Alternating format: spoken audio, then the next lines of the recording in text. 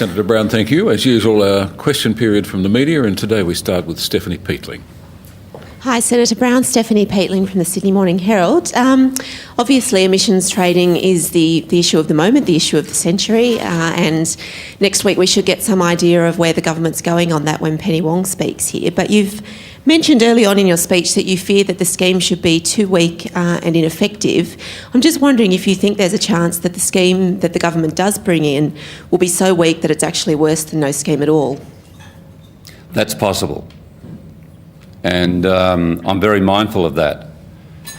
We know the experience in Europe was with grandfathering opportunities for big polluters. The scheme collapsed almost after it, and they made lots of money that they didn't deserve almost after it came in, and they're getting themselves back on their feet now, and thank goodness they did give us that experience to draw on. But we're with Professor Garno. There should be no exceptions, no free handouts, because if you give exemptions to polluters, the cost goes on to the community. And why shouldn't the polluters pay? Why should the community, through foregone revenue or added costs, have to pay that burden?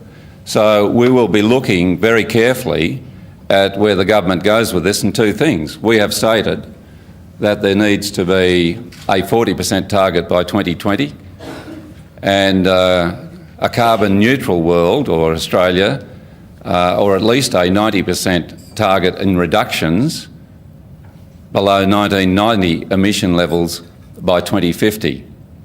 Now, at the outset, that looks tough.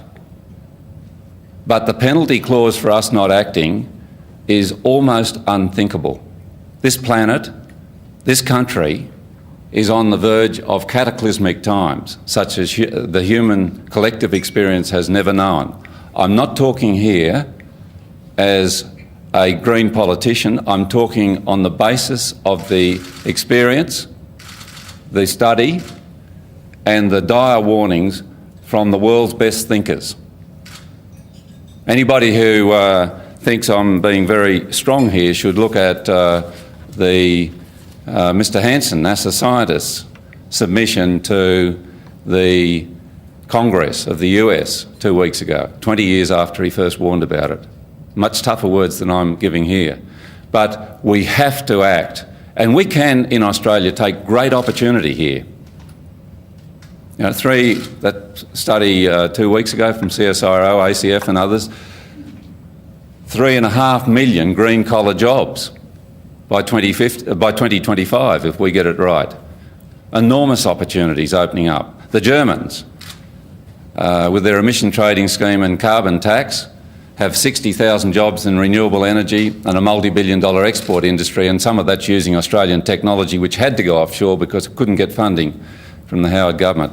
Bring it back home, stimulate it here, use the money from the emissions trading scheme to make sure we stimulate the best scientific basis possible for helping rescue the planet coming out of this potentially great country of ours. Stephanie, we'll have to see what the government legislation is. And the second item is delay.